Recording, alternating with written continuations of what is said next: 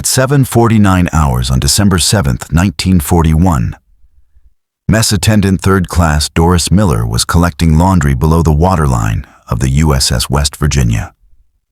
He was 22 years old, 6 feet 3 inches tall, 225 pounds of farm-raised muscle from Waco, Texas, the Navy's heavyweight boxing champion of the entire Pacific Fleet. And he had never been trained to fire a single weapon in the United States military. Not a rifle, not a pistol, not a machine gun, nothing. The Navy had made that clear when he enlisted in September 1939. Recruiting Regulation 476A14 specified that African American sailors could serve only as mess attendants, cooks, dishwashers, servants to white officers. They cleaned. They cooked. They served. They did not fight. When Miller had asked about gunnery training during his first month aboard, the petty officer had laughed. "What do you need to shoot, Miller? The potatoes?" The other mess attendants learned not to ask. They learned to stay in their lane, stay below decks, stay invisible. They learned that the uniform they wore did not make them sailors in the way the Navy defined the word. Doris Miller had spent 2 years learning that lesson. In 6 minutes, he would unlearn it. The West Virginia sat moored at berth F6 along Battleship Row, her port side pressed against the USS Tennessee. Ford Island stretched green and quiet off her starboard bow. The harbor was glass. The sky was blue. Church services were scheduled for over 800 hours. Miller moved through the cramped passageway outside the junior officer's wardroom, a canvas laundry bag slung over his shoulder. The bag held 14 dress whites that needed pressing before the officer's breakfast concluded.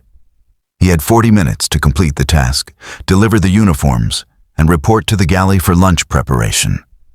He was thinking about the menu: roast beef, mashed potatoes, gravy from the drippings. 318 enlisted men expected to eat at 11:30 hours, and the galley crew was already behind schedule because Seaman Williams had burned the morning biscuits. Miller did not hear the aircraft engines.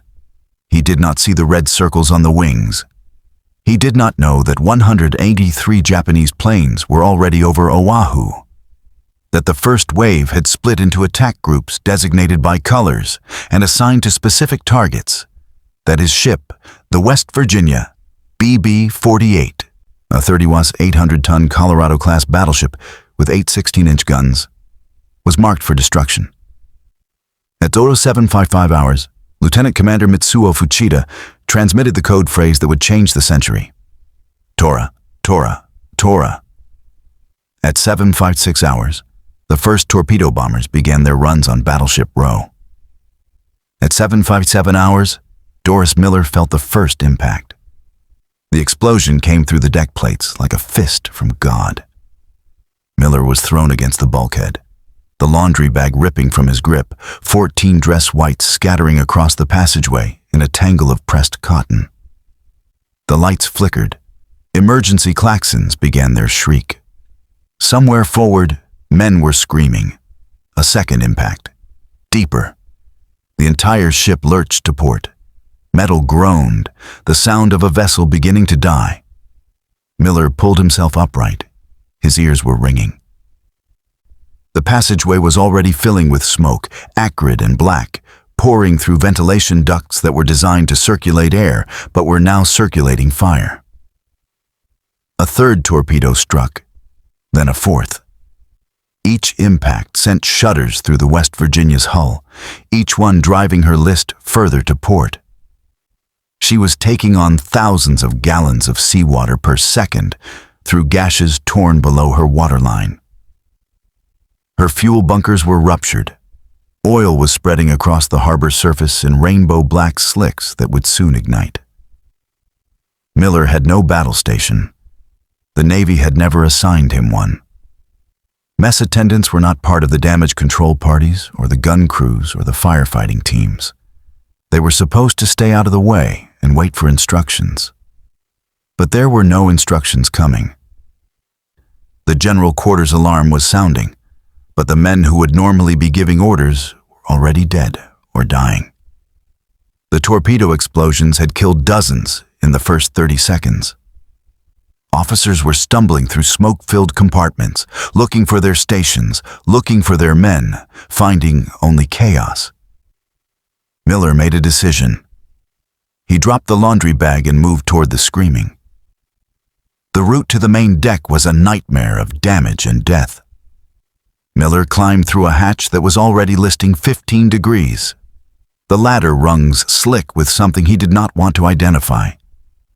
He passed 2 sailors dragging a third whose leg was gone below the knee, a belt cinched around the stump. He passed a compartment where fire was eating through electrical cables and men were beating at the flames with their bare hands. He passed a warrant officer who was standing motionless in the middle of the passageway, staring at nothing, his mind broken by the scale of what was happening. Miller kept moving. He reached the boat deck at 8:03 hours, 8 minutes after the first torpedo struck. The scene that greeted him would stay with him for the remaining 2 years of his life. The West Virginia was dying. Her port list had reached 25 degrees and was increasing. Oil fires surrounded her, flames climbing 50 feet into the air, the heat so intense that paint was blistering off the superstructure. The USS Arizona, moored 500 feet astern, had already exploded. Her forward magazines detonated by a bomb that penetrated her deck, killing 1,177 men in a single cataclysmic instant. Battleship Row was an inferno. And above the inferno, Japanese aircraft were still coming. Nakajima B-5N torpedo bombers were completing their attack runs, releasing their Type 91 torpedoes at altitudes of 60 feet. Aichi D-3A dive bombers were screaming down through the smoke, releasing 551-pound bombs that tumbled toward the trapped American warships. Mitsubishi A-6M Zeros were strafing the decks with 20mm cannon and 7.7mm machine guns, cutting down sailors who were trying to fight back with weapons they had barely learned to use. Miller watched a sailor on the Tennessee take a burst across the chest. Watched him fold and fall, watched the Zero climb away, banking for another pass. He was standing in the middle of the largest surprise attack in American naval history, and he had nothing in his hands but laundry. Then someone shouted his name. Lieutenant Commander Dorie. Johnson was one of the few senior officers still functional on the West Virginia's deck. He had taken shrapnel to his arm during the second torpedo impact, but had wrapped the wound with a torn piece of his undershirt and kept moving. Now he was trying to organize what remained of his crew, trying to establish some kind of defensive response to an attack that had already succeeded in its primary objective. "Miller." Johnson's voice cut through the chaos. "Get over here." Miller moved toward the sound, climbing over debris, stepping around bodies. He found Johnson near the base of the forward superstructure, crouched beside a figure lying motionless on the deck. It was Captain Mervyn Bennion. The commanding officer of the USS West Virginia was 52 years old, a graduate of the Naval Academy class of 1910, a veteran of 31 years of service. He had been on the navigation bridge when a bomb fragment, some accounts said it came from the explosion of the Arizona, others said it was shrapnel from a direct hit on his own ship, had torn through his abdomen. He was still conscious, still giving orders, still trying to command his ship with his intestines spilling out onto the deck plates. "We need to move him," Johnson said. "Get him behind cover. Can you carry him?" Miller looked at the captain, at the wound, at the Japanese aircraft still screaming overhead. He had been trained to carry laundry, to carry plates, to carry messages from officers who did not look at him when they spoke. He had never been trained for this. "Yes, sir," Miller said. He bent down, got his arms under the captain's body, and lifted. Captain Bennion weighed 178 pounds. Miller knew this because he knew the weight of every man he had ever wrestled, every opponent he had faced in the ring, every sailor he had helped to his bunk after too many drinks at the Honolulu Liberty ports. He could gauge a man's mass in seconds, calculate the leverage needed, adjust his grip accordingly. But he had never carried a man whose body was trying to come apart. The captain's wound was catastrophic. The shrapnel had entered just below the rib cage on his left side and had torn through the abdominal wall, severing vessels and perforating organs. Blood was soaking through his khaki uniform, running down Miller's forearms, making the grip slippery. And still, Bennion was talking. "What's our list?" The captain's voice was strained but clear. He was watching the angle of the deck, reading his dying ship through the tilt of the horizon. 25 degrees, sir. Maybe 30. Miller was moving toward the starboard side of the navigation bridge, toward a sheltered position behind the armored conning tower. The steel there was 14 inches thick. It would stop shrapnel. It would stop bullets. It would give the captain protection while Miller figured out what to do next. "Counter-flooding," Bennion said. "Tell Johnson. Counter-flooding the starboard voids. Only way to correct the list." Miller didn't understand the order. He didn't know that counter-flooding meant intentionally filling compartments on the opposite side of the ship to balance the weight of water pouring in through the torpedo damage. He didn't know that this technique, executed correctly, could keep a wounded battleship upright long enough for her crew to survive. But he understood that the captain was still fighting. "Yes, sir. I'll tell him." He lowered Bennion behind the conning tower, positioning him so the captain could see the sky, see the harbor, see his ship. Bennion's hand caught Miller's wrist as he pulled away. "Are we shooting back?" Miller looked toward the anti-aircraft positions. The 50 caliber Browning machine guns were mounted in tubs along the superstructure, heavy weapons on pintle mounts designed to throw 1,800 rounds per minute into the sky. They could reach aircraft at 2,000 yards. They could turn a zero into confetti if the gunner knew what he was doing. But the gunners were dead. Miller could see 3 bodies slumped over their weapons. Another was lying face down on the deck, 10 feet from his mount, caught by strafing fire before he could reach his position. The guns themselves were intact, oiled, loaded, ready. But there was no one left to fire them. "Some of them, sir," Miller said. It was not quite a lie. Somewhere on the ship, someone was shooting. He could hear the staccato bark of machine gun fire mixing with the deeper boom of the 5-inch secondary batteries. But it was scattered, uncoordinated, the sound of a crew fighting back in pieces rather than as a unit. Bennion's grip tightened. "Get them shooting, Miller. All of them. Every gun." "Sir, I'm not trained." "I don't care what you're trained for." The captain's eyes were losing focus, the blood loss pulling him toward unconsciousness. But his voice held. "Get them shooting." Then his hand fell away, and he was silent. Miller checked for a pulse. Found one, weak, thready, but present. The captain was still alive, still dying, but not dead yet. He had his orders. The deck of the West Virginia at 0812 hours was a landscape from a fever dream. Fires burned in 3 separate locations along the port side, fed by oil that had spread from ruptured fuel bunkers and ignited from the heat of the torpedo explosions. The flames created walls of orange and black that Miller had to navigate around, the heat pressing against his skin even from 20 feet away. Men with fire hoses were fighting the blazes where they could, but the water pressure was failing as pumps lost power in flooded compartments. The list had stabilized at 32 degrees. Lieutenant Commander Johnson had received Bennion's counter-flooding order from a runner and had somehow managed to execute it. Damage control parties were opening valves in the starboard voids, letting the harbor water rush in to balance the ship. The technique was working. The West Virginia was still dying, but she was dying upright rather than capsizing. Miller moved toward the nearest gun tub. The sailor who had been assigned to this position was named Patterson.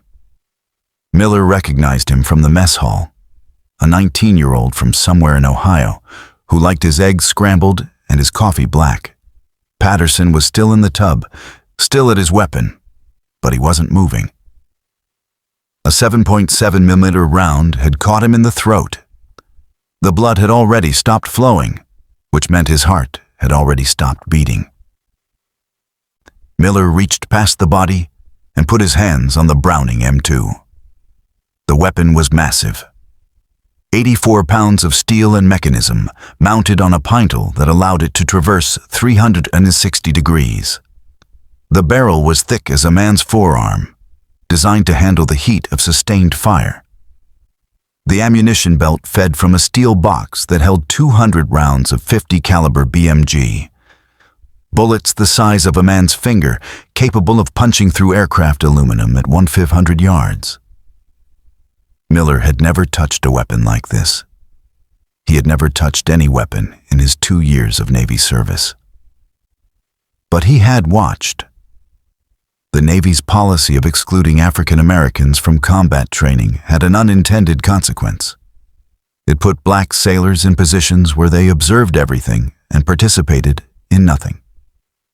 Miller had spent hundreds of hours in the vicinity of weapons training. He had served coffee to officers discussing gunnery techniques. He had cleaned compartments adjacent to the ammunition lockers, listening to gunners' mates explain loading procedures to new recruits. He had watched anti-aircraft drills from the galley hatch, observing the gunners traverse their weapons, elevate their barrels, squeeze their triggers. He had never been invited to participate. But he had eyes. He had memory. He had the same capacity for learning as any man in the United States Navy. Now he called on everything he had absorbed. The Browning M2's controls were simpler than he expected. A spade grip at the rear, 2 handles that fit naturally into his palms, a butterfly trigger between them that required both thumbs to press, a charging handle on the right side that had to be pulled twice to chamber the first round. He pulled the charging handle once, felt the bolt slide back, released it, pulled it again, felt the round seat into the chamber. He looked up at the sky. Japanese aircraft were everywhere. He counted 6 in his immediate field of vision, 3 torpedo bombers completing their runs, 2 dive bombers pulling out of their attacks, 1 Zero banking for a strafing pass. The Zero was closest, maybe 800 yards out and closing, its wings flashing in the morning sun, its guns already flickering as it opened fire on the Tennessee. Miller swung the Browning toward the fighter. The pintle mount moved smoothly, the weapon tracking as he shifted his weight. He elevated the barrel, trying to lead the target. Trying to remember what he had heard the gunners say about deflection shooting, about calculating the angle based on the aircraft's speed and direction. He had no idea if he was doing it right. He pressed the trigger. The Browning M2 fires at a rate of 485 to 635 rounds per minute. Miller's first burst was approximately 40 rounds, 3 seconds of sustained fire that consumed nearly a quarter of the ammunition belt. The recoil hammered through his shoulders. The sound was physical, a pressure wave that seemed to compress his chest. Brass casings ejected to his right in a golden stream, pinging off the deck plates, rolling into the scuppers. The tracer rounds, every 5th bullet in the belt, drew bright lines across the morning sky. They passed behind the Zero by approximately 50 yards. The aircraft continued its strafing run, oblivious to Miller's fire, and raked the Tennessee's deck with a burst that killed 2 men Miller would never know. Then it climbed away, banking left, disappearing beyond the smoke plume from the Arizona. Miller had missed. He had also just violated every regulation in the United States Navy. He had touched a weapon he was not authorized to touch. He had attempted to engage an enemy aircraft without training, without orders from a commissioned officer, without any official standing to do so. He adjusted his aim and waited for the next target. The second Zero came in at 08:01 hours. Miller saw it earlier this time. A dark shape emerging from the smoke column that still boiled upward from the Arizona's wreckage, 200 yards out and descending. The pilot was lining up a strafing run on the West Virginia's boat deck, where a damage control party was fighting a fire that threatened the forward ammunition hoists. Miller traversed the Browning, tracking the aircraft's approach. His first burst had missed by 50 yards because he had fired at where the plane was, not where it would be.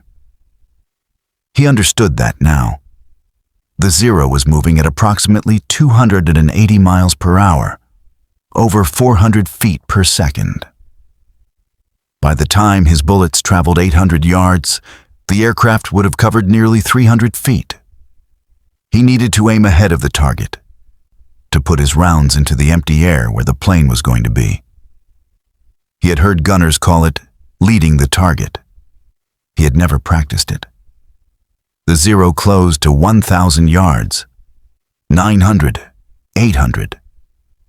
Miller elevated the barrel slightly, swung it left to lead the aircraft by what he estimated to be 2 plane lengths, and pressed the butterfly trigger. The Browning roared. Tracers arced across the sky, and this time they intersected the aircraft's flight path. Miller saw sparks dance along the Zero's left wing, saw pieces of aluminum peel away, saw the aircraft shudder. But the pilot held his line, kept coming, opened fire with his 20mm cannon. The round struck the water 20 feet off the West Virginia's port side, walked across the surface in a line of white splashes, then climbed up onto the deck. Miller heard them hitting steel, heard screaming, heard the fire hose team scatter. He kept firing. The Zero passed directly overhead at an altitude of 60 feet, close enough that Miller could see the pilot's goggles, the leather helmet, the white scarf trailing in the slipstream. Close enough that he could see the oil streaming from the damaged wing, the engine cowling beginning to smoke. Then it was gone, climbing away over Ford Island, trailing a thin line of gray. He had hit it. He had not killed it. The ammunition counter in his head, a rough estimate based on how long he had fired, said he had used approximately 80 rounds, 120 remaining. Not enough. The problem with the Browning M2 was not its lethality. The .50 caliber BMG round was one of the most devastating projectiles in the American arsenal. Developed by John Browning himself in 1918, the bullet measured 5.45 inches in length and weighed 661 grains, nearly 3 ounces of copper-jacketed lead traveling at 2,910 feet per second. It could penetrate an inch of steel at 100 yards. It could tear an engine block apart. It could cut a man in half. The problem was ammunition supply. Each M2 on the West Virginia was fed by a 200-round belt stored in a steel box mounted to the left of the receiver. When that belt was expended, someone had to open the feed tray, remove the empty belt, retrieve a new box from the ready locker, insert the fresh belt, close the feed tray, and charge the weapon twice to chamber the first round. The process took approximately 15 seconds if you knew what you were doing. Miller did not know what he was doing. He looked at the ammunition box, looked at the belt feeding into the weapon, looked at the ready locker mounted to the deck 5 feet away, where 3 additional boxes were stored.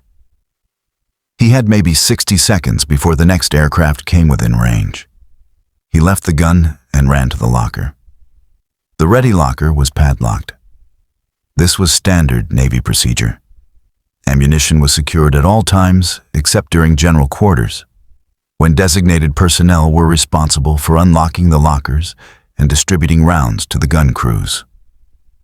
The designated personnel for this particular locker was Gunner's Mate Third Class Robert Haas, who was currently lying face down on the deck 15 feet away, with half his skull missing. Miller looked at the padlock, looked at the bodies around him, looked at the sky, where another formation of Japanese aircraft was circling into attack position. He grabbed a fire axe from the damage control station 10 feet away, swung it at the padlock, and missed. The axe head sparked off the steel locker. He swung again. The hasp bent. He swung a third time, putting his boxing shoulders into it, and the padlock shattered.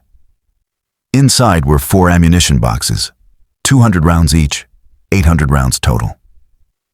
He grabbed one box, 23 pounds of brass and lead, and ran back to the gun. The belt change should have taken 15 seconds.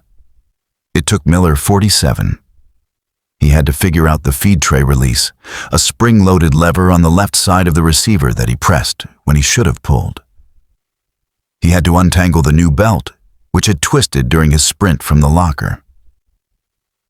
He had to align the first round correctly, seating it in the feed powel with the bullet facing forward. A detail that seemed obvious in retrospect, but was not obvious at all when Japanese aircraft were screaming overhead. By the time he charged the weapon and swung the barrel back toward the sky, 2 dive bombers had already completed their runs on the Tennessee. But a third was starting its descent. The Aichi D-3A Val was a fixed-gear monoplane with a crew of 2, pilot and rear gunner. It carried a single 551-pound bomb under its fuselage and 2 132-pound bombs under its wings.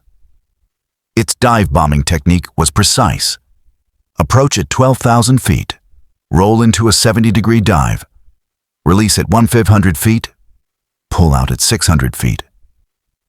This particular Val was at approximately 4,000 feet and descending toward the West Virginia.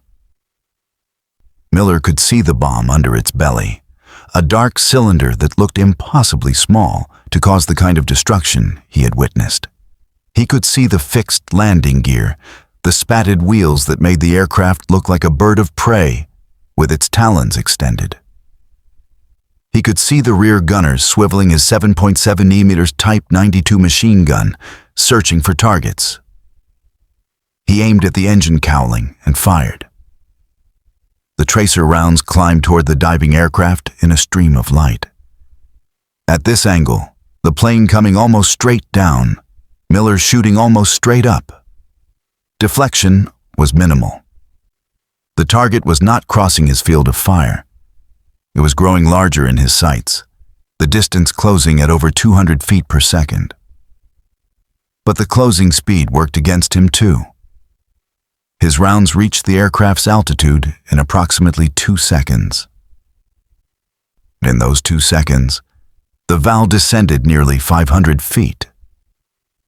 His first burst passed behind and below the target, the tracers disappearing into the smoke haze above the harbor.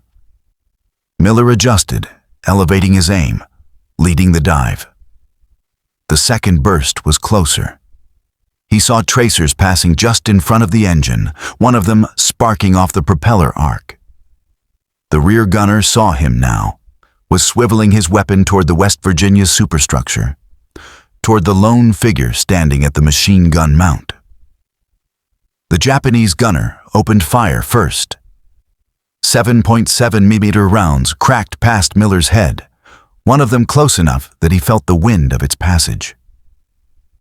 They struck the deck behind him, the conning tower to his right, the body of Patterson still slumped in the gun tub. Miller did not flinch, did not duck, did not stop firing. He walked his tracers up the Val's fuselage, from the engine cowling to the cockpit. The aircraft was at 2,000 feet now. 1,500, 1,200, the bomb released. Miller saw it separate from the aircraft, a dark shape tumbling through the air, falling toward his ship, falling toward him. He had perhaps 3 seconds before it struck. He kept firing. The 551-pound bomb missed the West Virginia by 47 feet. It struck the water between the battleship and the Tennessee, detonating on impact. sending a geyser of spray and shrapnel climbing into the morning air. The concussion wave rocked the West Virginia, knocked Miller sideways, nearly threw him out of the gun tub. But the ship survived, and the Val did not. Miller's final burst had found the engine. Oil was pouring from the cowling in a black stream, mixing with the white smoke of a coolant leak. The aircraft's dive had become a death spiral, the pilot fighting for control, the damaged engine coughing and failing. The Val struck the water 300 yards off the West Virginia's port bow at 0899 hours. It did not skip. It did not float. It simply ceased to exist, aircraft and crew transformed into a spreading circle of debris that mixed with the oil and the fire and the bodies already floating in the harbor. Doris Miller had just killed 2 Japanese servicemen. He had just become something the United States Navy said he could not be. He rotated the Browning and searched for his next target. The harbor was burning. Miller could see it in every direction now. A ring of fire that surrounded Battleship Row, fed by hundreds of thousands of gallons of fuel oil that had spilled from ruptured bunkers and spread across the water's surface. The flames climbed 30, 40, 50 feet into the air, creating walls of heat that warped the morning light and turned the sky orange. The Arizona was gone. Her forward magazines had detonated at 0810 hours. And now she was a burning hulk. Her superstructure collapsed. Her hull split open. 1,177 men entombed in her wreckage. The Oklahoma had capsized completely. Her bottom pointed at the sky, men still trapped inside her overturned hull, pounding on the steel, waiting for rescue that might never come. The California was sinking. The Maryland was damaged. The Tennessee was on fire. And the Japanese were not finished. Miller counted 11 aircraft, forming up over the harbor's eastern edge at 0821 hours. The second wave was arriving, 171 additional planes that had launched from the same 6 carriers, carrying bombs and torpedoes for ships that were already dying. He had 147 rounds remaining in his current belt, 3 full boxes in the ready locker. 947 rounds total to stop 11 aircraft. The mathematics were not in his favor. The first plane from the second wave to enter Miller's engagement zone was a Nakajima B-5N Kate torpedo bomber. It came in low over the Navy Yard, skimming the rooftops at an altitude of 60 feet, its Type 91 torpedo already visible beneath the fuselage. The Kate was slower than the Zero, maximum speed of 235 miles per hour. But it was also more heavily built, with armor plating around the engine and crew positions that could absorb light machine gun fire. The .50 caliber BMG was not light machine gun fire. Miller tracked the aircraft as it lined up its run on the already listing California. He calculated the lead, 3 plane lengths at this speed, this distance, this angle. He waited until the Kate was 600 yards out, well within the Browning's effective range. He fired a 5-second burst. The tracers reached out across the harbor, climbing slightly, arcing toward the torpedo bomber's engine cowling. Miller saw them strike, bright flashes against the dark green fuselage, pieces of aluminum peeling away, a sudden eruption of white smoke from the engine. But the Kate kept coming. The torpedo released at 400 yards, dropping from the aircraft's belly, splashing into the harbor, its propellers spinning up as it began its run toward the California. The bomber pilot, his engine failing, tried to climb away over Ford Island. He didn't make it. Miller kept firing as the Kate crossed his position, raking the fuselage from engine to tail. The aircraft's starboard wing dipped, touched the water, and the Kate cartwheeled across the harbor surface in a spectacular explosion of spray and fuel and fire. Kill number 2. The torpedo it had released struck the California 30 seconds later. Miller's hands were bleeding. He noticed this at 0826 hours, in the brief pause between the Kate's destruction and the next attack run. The Browning's spade grips were steel, textured for grip, but not designed for the bare hands of a man who had never worn gunner's gloves. The recoil had hammered the skin off his palms. Blisters had formed, burst, and reformed. Blood was mixing with the gun oil on the receiver. He didn't care. A Zero was banking toward Battleship Row from the northeast, and two more were following behind it. Miller tracked the lead fighter. His ammunition belt was running low, maybe 40 rounds remaining before he would need to reload. He couldn't afford the long bursts he had used on the first targets. He needed precision, economy, discipline. The Zero came in fast, over 300 miles per hour, strafing the Tennessee's deck with its 7.7mm guns. Miller led it by 4 plane lengths, compensating for the higher speed, and fired a 3-second burst, 18 rounds. 12 of them missed, 6 of them hit. The Zero shuddered, smoke erupting from its engine cowling, and the pilot broke off his attack run. The aircraft climbed away toward the harbor entrance, trailing fire, losing altitude with every second. Miller watched it descend toward the water near the channel entrance. Watched the splash as it struck, watched the brief fountain of spray that marked another Japanese pilot's death. Kill number 3. 22 rounds remaining in the belt. 2 Zeros still incoming. Miller made a decision that went against every instinct he possessed. He stopped firing. The 2 remaining Zeros from the formation were 800 yards out and closing.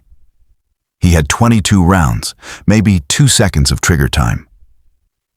If he engaged now and missed, he would be empty when they reached him. He would be standing at an unloaded weapon while Japanese fighters strafed the deck around him. He had to reload, but reloading took time. The belt change he had managed earlier had consumed 47 seconds. He had learned from that experience. He knew the feed tray mechanism now, knew how to seat the belt correctly, knew the charging sequence. He could probably do it in 20 seconds. The Zeros would cover 800 yards in approximately 6 seconds. He couldn't do both. He couldn't reload and engage. He had to choose. If you want to see how Miller survived the next 30 seconds, how a mess attendant from Waco, Texas, with bleeding hands and zero training stayed alive against 2 Japanese fighters, hit that subscribe button right now. It tells YouTube to share these stories with more people who need to hear them. Miller released the feed tray lever. The belt came out smoothly this time. Miller's fingers knew the mechanism now, moving with the confidence of repetition even though he had only done this once before. He threw the empty belt aside, grabbed a fresh box from the ready locker, tore it open. The Zeros were at 600 yards. He pulled the belt free, aligned the first round in the feed pawl, slammed the tray cover closed. The Zeros were at 400 yards. He grabbed the charging handle, pulled it back, released. Pulled again, released. The Zeros were at 200 yards. He swung the barrel up, found the lead aircraft in his sights, and pressed the trigger. The Browning roared. The lead Zero took the burst directly in the engine at a range of 150 yards. At that distance, Miller didn't need to calculate deflection.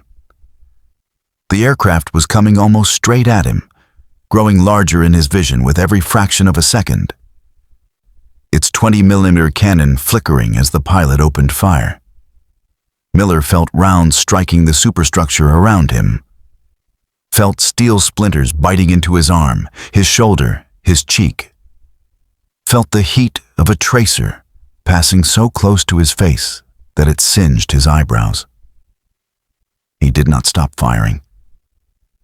The Zero's engine exploded. The propeller separated from the shaft, spinning away into the harbor like a massive throwing star. The cowling peeled back, revealing the radial engine beneath, pistons and cylinders tearing themselves apart in a cascade of mechanical failure. Oil sprayed across the windscreen, blinding the pilot in his final seconds. The aircraft passed over Miller's head at an altitude of 30 feet. He could see the pilot's face through the oil-smeared canopy. Young, terrified, already dead, though his body didn't know it yet. The Zero struck the water 200 yards off the West Virginia's starboard side and disappeared beneath the surface in a column of spray. Kill number 4. The second Zero broke off. Miller saw it bank hard, left, climbing away from the carnage, the pilot abandoning his attack run in the face of the unexpected resistance. The aircraft climbed to 1,000 feet, circled once over Ford Island, and headed toward the harbor entrance. For a moment, perhaps 10 seconds, there were no aircraft in Miller's engagement zone. He used the time to assess his situation. Ammunition, 156 rounds remaining in the current belt, 2 full boxes in the ready locker. Total of 556 rounds. Wounds, multiple lacerations from steel splinters. Blood running down his left arm, his right cheek, the back of his neck. None of the wounds were serious. None of them would stop him from fighting. Ship status. The West Virginia was dying. Her list had stabilized at 32 degrees, but fires were still burning along the port side. The main deck was awash in places, harbor water mixing with fuel oil, mixing with blood. Captain Bennion was still behind the conning tower, still alive, still conscious, still watching his ship die around him. Time, 8:33 hours, 38 minutes since the first torpedo struck. The attack was not over. The 5th aircraft came in at 8:36 hours. This one was different. Miller heard it before he saw it, a high-pitched whine that cut through the cacophony of explosions and gunfire and screaming. He looked up and saw the dive bomber plummeting from 8,000 feet. Its fixed landing gear extended, its angle so steep that it seemed to be falling rather than flying. An Aichi D-3A Val, same type he had killed 20 minutes earlier. But this one was not aiming at the West Virginia. It was aiming at the repair ship USS Vestal, moored alongside the burning Arizona. The Vestal had been damaged by the Arizona's magazine explosion, peppered with debris and burning oil, but she was still afloat, still fighting fires, still trying to save her crew. The Val was going to finish her. Miller traversed the Browning, tracking the diving aircraft. The angle was bad. The Val was 400 yards away, descending at 70 degrees, moving across his field of fire rather than toward or away from him. He would have to lead the target significantly, calculating not just horizontal deflection, but vertical as well.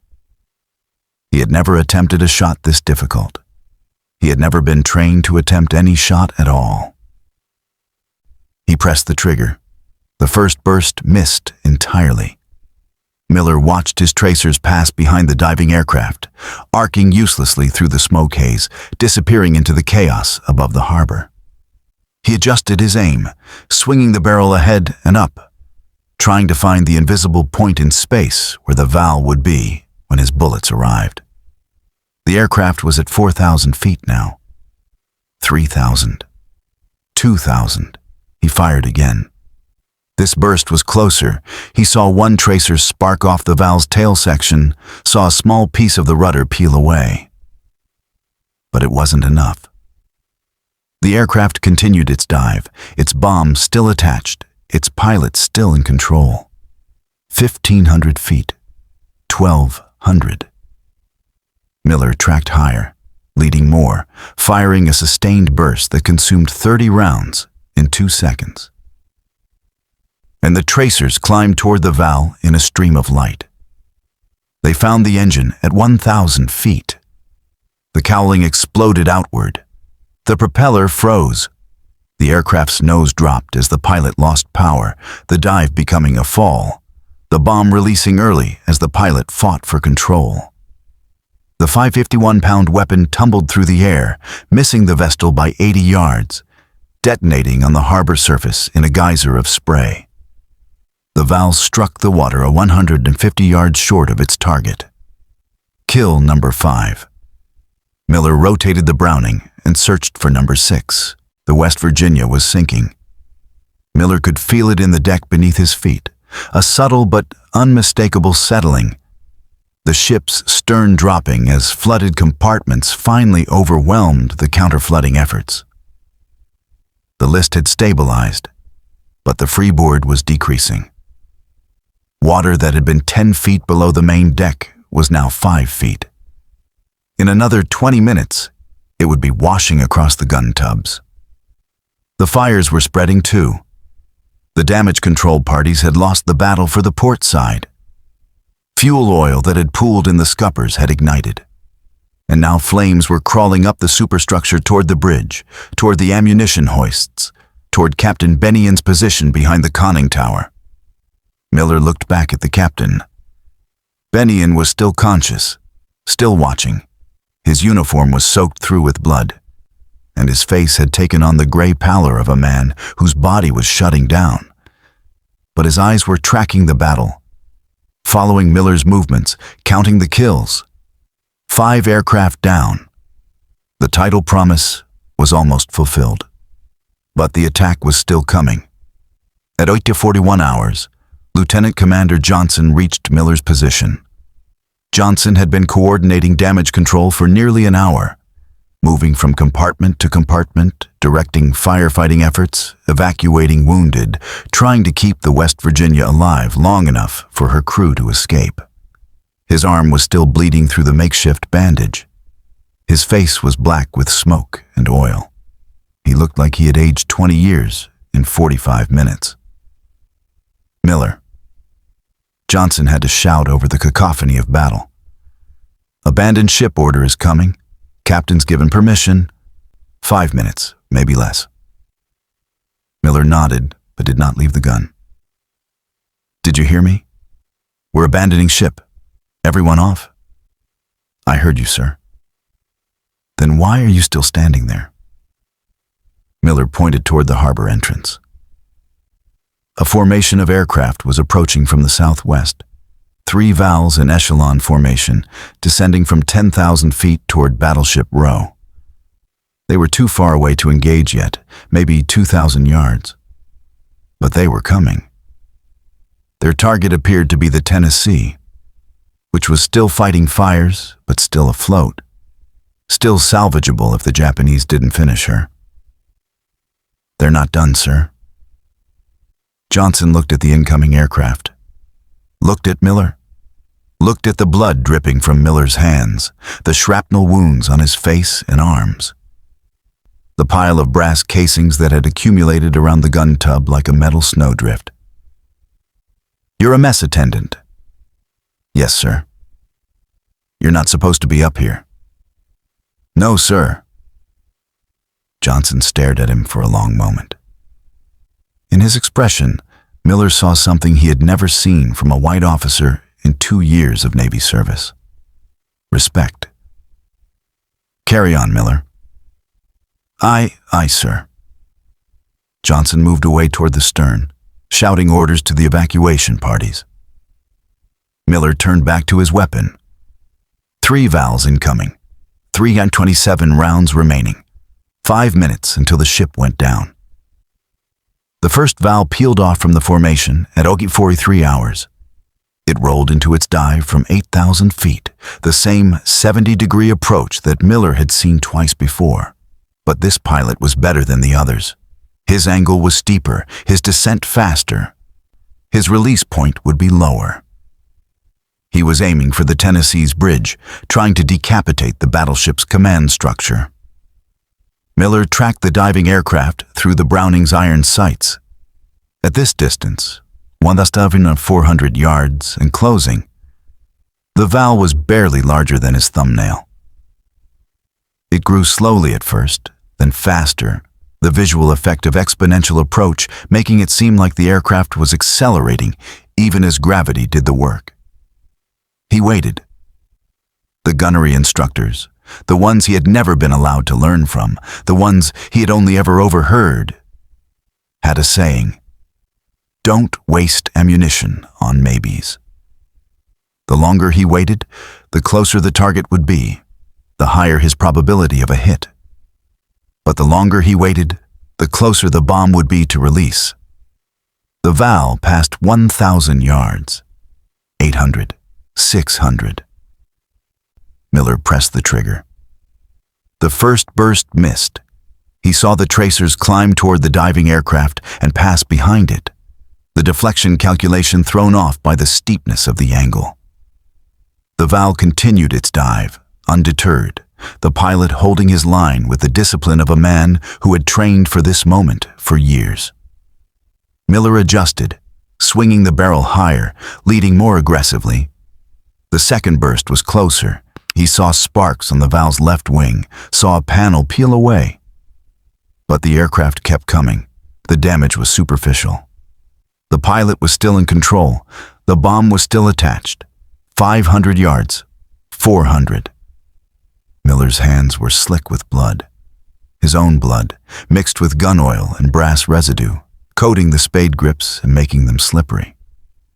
He tightened his hold, feeling the blisters tear further, feeling fresh pain lance up through his forearms. He fired again. This burst found the engine. He could see the impacts, bright flashes against the cowling, oil spraying backward across the windscreen, smoke beginning to pour from the exhaust ports. But the Val was already in its final approach, already past the point where engine damage mattered. The pilot had enough momentum to complete his dive, enough control to release his bomb, enough life left in his aircraft to kill everyone on the Tennessee's bridge.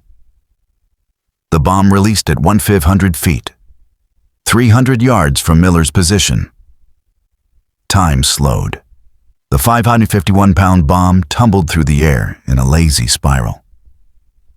Miller watched it fall. Watched the Val pull out of its dive, its damaged engine streaming smoke, its pilot fighting for altitude he would never achieve. Watched the bomb grow larger in his vision, the dark cylinder rotating slowly, sunlight glinting off its casing. He could not shoot down a bomb. No one could shoot down a bomb. He could only watch. The weapon struck the Tennessee's boat deck at 8:44 hours and 17 seconds. The detonation was immediate, a flash of orange and white that seemed to consume the entire midship section, a pressure wave that Miller felt in his chest even from 60 yards away. A sound that was less heard than experienced, a physical assault on the senses that left his ears ringing and his vision swimming. Debris rained down around his position. Steel fragments, wood splinters, things he did not want to identify. The Tennessee's boat deck was on fire. Her mast was tilting, sailors were running, screaming, dying. But her bridge was intact. The bomb had missed its target by 40 feet. And the Val that had dropped it was falling toward the harbor, its engine dead, its pilot slumped over his controls, killed by the burst that Miller had fired 3 seconds too late to matter. Kill number 6. Miller did not celebrate. He did not have time.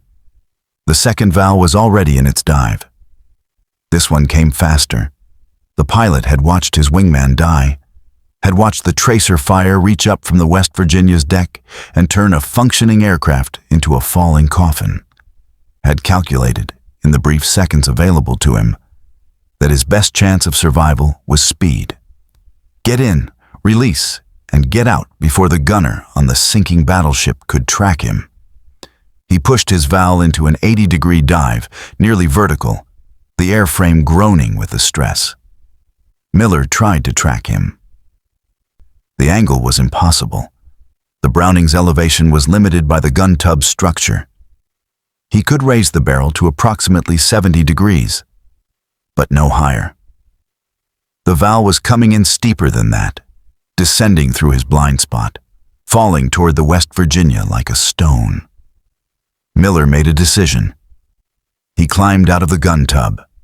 The deck was slick with blood and oil and seawater. Miller's feet slipped as he moved, the ship's list working against him, gravity pulling him toward the port side where the fires burned. He grabbed a stanchion, steadied himself, looked up. The Val was at 3,000 feet and falling. He couldn't fire from here. The Browning was mounted in the gun tub, and the gun tub was fixed to the deck. To engage a target at this angle, he would need a weapon he could aim by hand, a rifle, a pistol, something portable. He had nothing. Then he saw the body. Ensign Harold Martinson had been assigned to the West Virginia's Marine Detachment. He had been killed during the first torpedo attack, caught in a passageway that flooded before he could escape. His body had washed up on the main deck during the counter-flooding operation, and no one had moved him yet. His M1911 pistol was still in its holster. Miller ran. The Val was at 2,000 feet when Miller reached the body. He pulled the pistol from the holster, checked the magazine, 7 rounds of .45 ACP, and looked up. The dive bomber was a dark shape against the smoke-stained sky, growing larger with every heartbeat, its bomb visible beneath the fuselage. A pistol against a dive bomber. 7 rounds against an aircraft designed to absorb machine gun fire. It was insane. But Doris Miller had been doing insane things all morning. He could not kill the Val with a pistol. He knew this. The .45 ACP round was designed for close combat against human targets, not for anti-aircraft work. Even if he hit the aircraft, an unlikely proposition at any range beyond 50 yards, the bullet would not penetrate the engine, would not sever the control cables, would not kill the pilot. But he could distract him. Miller raised the M1911, aimed at the diving aircraft, and began firing. The pistol bucked in his hands, once, twice, 3 times. The rounds were invisible, no tracers in the magazine, no way to see where they were going. But the muzzle flash was visible. The sound was audible, and the pilot of the Val, looking down at his target through his gun sight, saw a man standing on the deck of a sinking ship, shooting at him with a handgun. The pilot flinched. Miller saw it, a tiny movement, a fractional hesitation, the aircraft's nose shifting slightly to the left as the pilot's hands twitched on the controls. It was the instinctive reaction of a human being who sees a threat, even an absurd threat, and cannot help but respond. The bomb released a quarter second early. The timing made all the difference. The 551-pound weapon struck the water 23 feet off the West Virginia starboard bow. The detonation sent a column of spray climbing into the morning sky, drenching Miller where he stood, knocking him off his feet. Shrapnel tore through the air above him, close enough that he heard it singing past his ears. The pressure wave rolled the ship slightly, adding to the list, accelerating the sinking. But the bomb had missed. The Val pulled out of its dive at 400 feet, so close to the water that its fixed landing gear nearly touched the surface. The pilot was fighting for altitude, fighting for survival, fighting to escape the harbor that had become a killing ground.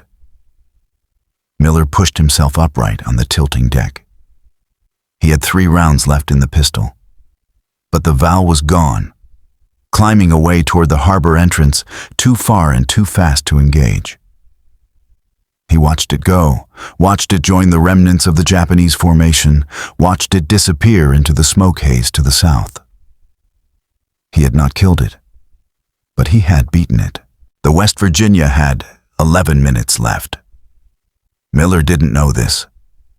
He couldn't see the flooding in the lower compartments, couldn't measure the rate at which the harbor was claiming the ship's innards, couldn't calculate the precise moment when buoyancy would fail, and 31,800 tons of American steel would settle onto the mud of Pearl Harbor. But he could feel it. The deck was tilting more sharply now, the list that had stabilized at 32 degrees creeping toward 35. The waterline had climbed to within 3 feet of the main deck on the port side. Fires still burned along the superstructure, but they were dying, not because the damage control parties had beaten them, but because there was nothing left to burn. The ship was going down, and the Japanese were finally leaving. The third valve from the final formation had broken off its attack run. Miller watched it climb away toward the southeast, joining a ragged stream of aircraft that was withdrawing from the harbor. The second wave had accomplished what it came to do. Additional damage to ships that were already dying, destruction of facilities that were already burning, death added to death in a calculus of war that would not be fully tallied for days. The sky over Pearl Harbor, for the first time in 97 minutes, was empty of attacking aircraft. Miller lowered the M1911. His hands were shaking. He noticed this with a strange detachment, as if observing someone else's body. The tremors ran from his fingers to his shoulders. The accumulated stress of nearly 2 hours of combat finally expressing itself now that the immediate threat had passed. He was bleeding from 11 separate wounds. The shrapnel lacerations on his arms and face, the torn blisters on his palms, a gash across his left thigh that he didn't remember receiving, a puncture wound in his right shoulder where a splinter of steel had embedded itself during the Tennessee's bomb strike. He felt none of it. Adrenaline was a powerful anesthetic. The abandoned ship order came at 0851 hours. Lieutenant Commander Johnson's voice carried across the burning deck, amplified by the ship's remaining loudspeakers. All hands, abandon ship. Repeat, all hands, abandon ship. Proceed to starboard side and enter the water. Swim for Ford Island, abandon ship. Miller looked toward the conning tower. Captain Bennion was still there. The commanding officer of the USS West Virginia had not moved from the position where Miller had placed him nearly an hour earlier. He was propped against the armored steel, his uniform black with dried blood, his face gray-white, his eyes still open but no longer tracking. Miller crossed the tilting deck. The captain was alive. Barely. His pulse was thready, perhaps 40 beats per minute. The slow rhythm of a heart that was running out of blood to pump. His breathing was shallow, irregular, the gasping pattern of a man whose body was beginning to shut down. He had lost consciousness at some point during the final attack. Miller couldn't say when, but he stirred as Miller crouched beside him. "Miller?" The voice was a whisper. Did we shoot back?" "Yes, sir. We shot back." "How many?" Miller thought about the question. 6 confirmed kills. Aircraft he had personally seen strike the water. Pilots he had personally watched die. 1 probable. The 0 that had broken off trailing smoke, its fate uncertain. Countless rounds fired at targets he couldn't confirm, spray and pray shooting in the chaos of the first minutes. 6, sir. 6 confirmed. Bennion's lips moved. It might have been a smile. It was hard to tell. Good. The captain's eyes closed. Good. Miller looked at the man who had commanded this ship, who had continued to give orders with his intestines spilling out, who had used his final conscious moments to ensure that his vessel died fighting. Then he lifted him. Captain Bennion weighed less than he had an hour ago. Blood loss had that effect. The human body contained approximately 10 pints of blood, and Bennion had lost at least half of that through the wound in his abdomen. He felt light in Miller's arms, fragile, like a man made of paper rather than bone and muscle. Miller carried him toward the starboard rail. The evacuation was already underway. Sailors were going over the side in groups of 2 and 3, dropping into the oil-slicked water, swimming toward Ford Island 200 yards away. Some of them were wounded, struggling to stay afloat. Others were helping their injured shipmates, forming chains of bodies that moved slowly through the burning harbor. The water itself was on fire in places. Pockets of fuel oil that had ignited, floating islands of flame that the swimmers had to navigate around. Miller could see men changing course to avoid the fires, adding distance to their swim, testing the limits of their endurance. A pharmacist's mate named Crew appeared at Miller's shoulder. "I'll take him." Crew was young, maybe 20, with a first aid kit slung over his back and blood on his hands from a dozen different patients. "We've got a boat coming. Officers first." Miller hesitated. He had carried this man through torpedo strikes and strafing runs and bomb explosions. He had held him while Japanese aircraft screamed overhead. He had made a promise, not in words, but in action, to see him through. "Miller." Crew's voice was gentle. "You've done enough. Let me take him." Miller transferred the captain's weight to the pharmacist's mate. Bennion's eyes opened one final time. He looked at Miller, looked through him perhaps to something beyond, and spoke his last words aboard the USS West Virginia. Tell them we fought." "Yes, sir." Then Crew was moving, carrying the captain toward the rail, and Miller was alone on the burning deck of a sinking ship. He should have gone over the side immediately. The abandoned ship order was not a suggestion. It was a direct command from the senior surviving officer, and disobedience was a court-martial offense. Every second Miller remained on the West Virginia was a second closer to the moment when the ship would slip beneath the surface and take anyone still aboard with her. But something pulled him back to the gun. The Browning M2 was still loaded. Miller had left it with 127 rounds in the belt, the feed tray closed, the chamber hot from sustained firing. The brass casings around the gun tub had formed a drift nearly 6 inches deep. Over 600 rounds expended in 90 minutes of combat. He didn't know why he went back. There were no more aircraft to shoot. The Japanese had withdrawn, their mission accomplished, their losses acceptable by the calculus of military planners who would never see the bodies. The sky was empty except for smoke. But the gun felt unfinished. Miller climbed into the tub, put his hands on the blood-slicked grips, looked out at the harbor he had defended. The Arizona was a tomb. Over 1,000 men sealed inside her, their bodies already becoming part of the ship. Their names already being added to casualty lists that would not be complete for weeks. The Oklahoma was a capsized monument. Her hull pointed at the sky, rescue crews already cutting through the steel to reach the men trapped inside. The California was sinking. The Nevada was beached. The Maryland and Tennessee and Pennsylvania were damaged, burning, dying. Battleship Row was a graveyard.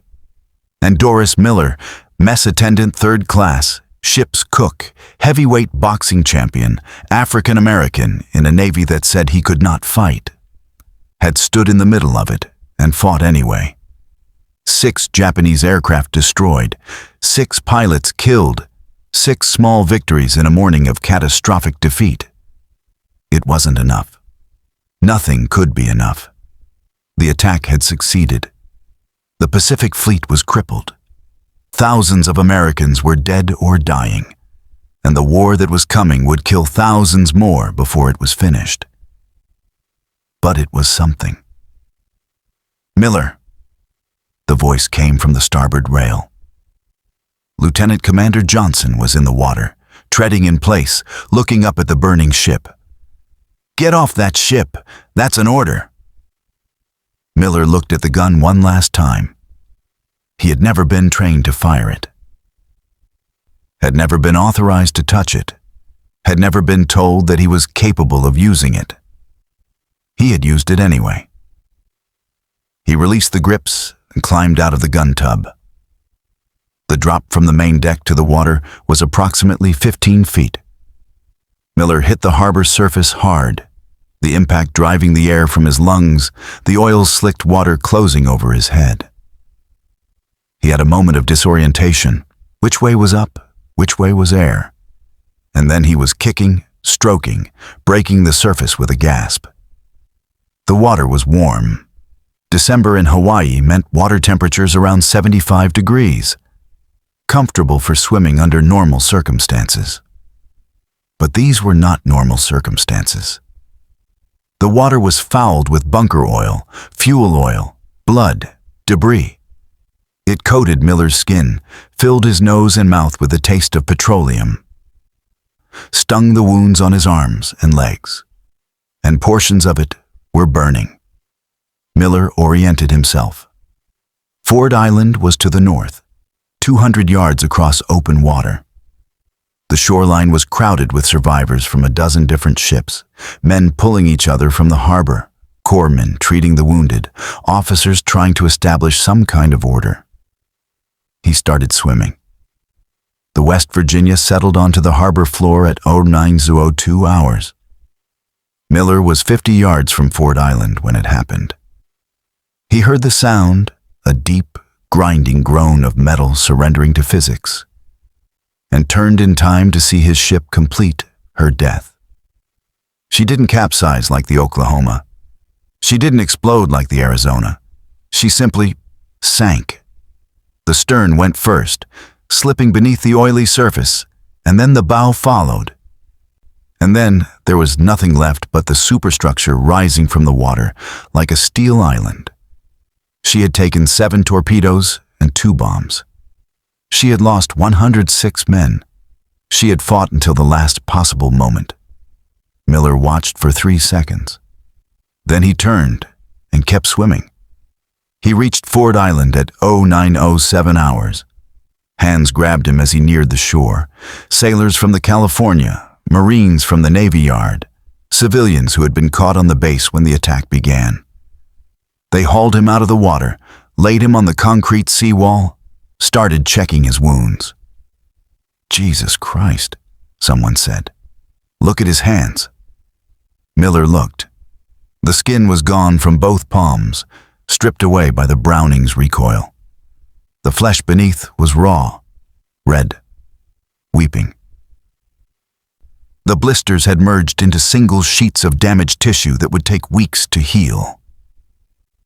He felt the pain now, all of it, all at once, the hands, the shrapnel wounds, the gash on his thigh, the puncture in his shoulder. The adrenaline was fading, and reality was rushing in to fill the void. A corpsman appeared with bandages and iodine. "Lie still," the corpsman said. "We're going to patch you up." Miller lay still. Above him, the sky was clearing. The smoke was drifting south, carried by winds that didn't care about the death below. The sun was climbing toward its midday position, indifferent and eternal. It was still Sunday morning. It was still December 7th, 1941, and nothing would ever be the same. The Navy did not know what to do with Doris Miller. The problem was not his actions. Those were unambiguous. Multiple witnesses had seen him carry Captain Bennion to safety. Multiple witnesses had seen him man the unmanned Browning. Multiple witnesses had watched him shoot down Japanese aircraft with a weapon he had never been trained to fire. The problem was the regulations. Recruiting Regulation 476A14 still specified that African American sailors could serve only as mess attendants. The regulation said nothing about what happened when a mess attendant picked up a machine gun and became a combat hero. There was no procedure for this, no precedent, no pathway. For 3 months, Miller's actions existed in a bureaucratic limbo. He was reassigned to the heavy cruiser USS Indianapolis, still as a mess attendant, still cooking and cleaning and serving. His wounds healed, his hands scarred over. He returned to the rhythms of Navy life as if December 7th had never happened. But it had happened, and people were starting to talk. The Pittsburgh Courier broke the story in March 1942. The Courier was the most influential African-American newspaper in the United States, with a weekly circulation of over 250,000.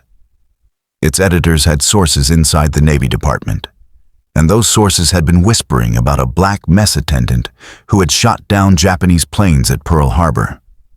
The story ran on March 14, 1942, under the headline, "Navy Mess Attendant Utilizes Machine Gun to Down 4 Planes." The response was immediate. Letters poured into the Navy Department, from black churches, from civil rights organizations, from ordinary citizens who wanted to know why this man had not been recognized. The National Association for the Advancement of Colored People launched a formal campaign demanding that Miller receive the Medal of Honor. The Navy compromised.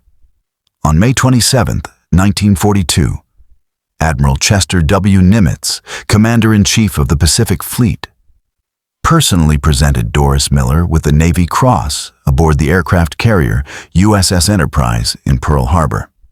The citation read, "For distinguished devotion to duty, extraordinary courage and disregard for his own personal safety during the attack on the fleet in Pearl Harbor, territory of Hawaii, by Japanese forces on December 7, 1941.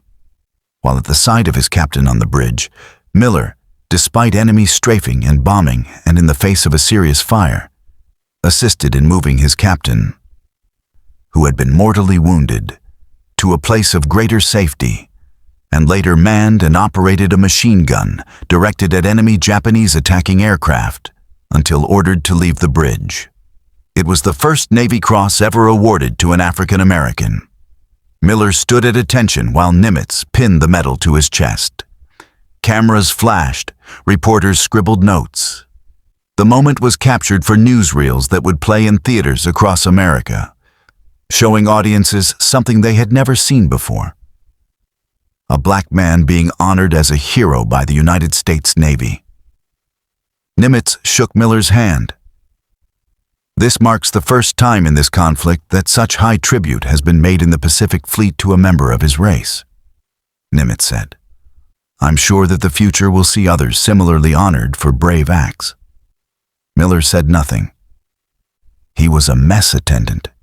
He was not authorized to make speeches. The Navy promoted him to cook third class. It was a promotion in name, but not in function. Miller remained in the mess, preparing food for officers who now looked at him differently, who knew what he had done, who understood that the man serving their breakfast had killed 6 enemy pilots with a weapon he had taught himself to fire. Some of them thanked him. Some of them ignored him, uncomfortable with the contradiction he represented. Some of them requested that he serve them personally, as if his heroism was transferable, as if his presence might bring them luck in the battles to come. Miller served them all. He had been a mess attendant for 4 years now. He knew how to pour coffee without spilling, how to clear plates without clattering, how to be invisible when invisibility was required. The Navy Cross changed how others saw him, but it did not change what he was permitted to do. The regulations still said he could not fight. In November 1943, Miller was assigned to the escort carrier USS Liscombe Bay. The Liscombe Bay was a Casablanca-class carrier, one of 50 built during the war to provide air support for amphibious operations. She was small by carrier standards, 512 feet long, displacing 7,800 tons, and lightly armored, designed for speed of construction rather than survivability. She carried a crew of 916 men. On November 24, 1943, the Liscombe Bay was supporting the invasion of Makin Atoll in the Gilbert Islands. At 05:10 hours, a Japanese submarine, the I-175, commanded by Lieutenant Commander Sunao Tabata, fired a single Type 95 torpedo into her stern. The torpedo struck the aircraft bomb magazine. The explosion was catastrophic. Witnesses on nearby ships described a column of fire climbing over 1,000 feet into the sky. The Liscombe Bay sank in 23 minutes, taking 646 men with her, including Doris Miller. He was 24 years old. His body was never recovered. The Navy named a frigate after him in 1973. Then a carrier in 2020, the USS Doris Miller, CVN-81, the first aircraft carrier named for an African American, the first named for an enlisted sailor. But these honors came decades after the morning that mattered. On December 7, 1941, Doris Miller did not fight because he was allowed to. He fought because he chose to. He picked up a weapon that regulations said he could not touch, and he used it to defend a nation that did not yet see him as a full citizen. 6 planes, 97 minutes, one man who refused to be invisible. If this story earned your time, hit the like button. It costs nothing and tells YouTube this video matters. Subscribe if you want more stories like this. Accounts of real people facing impossible situations with nothing but skill and nerve. Drop a comment. Where are you watching from? Did anyone in your family serve in the Second World War? This community spans the globe, from California to Tasmania, from veterans to history students. Let us know you're here. Thank you for watching. These stories deserve to be remembered. You're helping make that happen.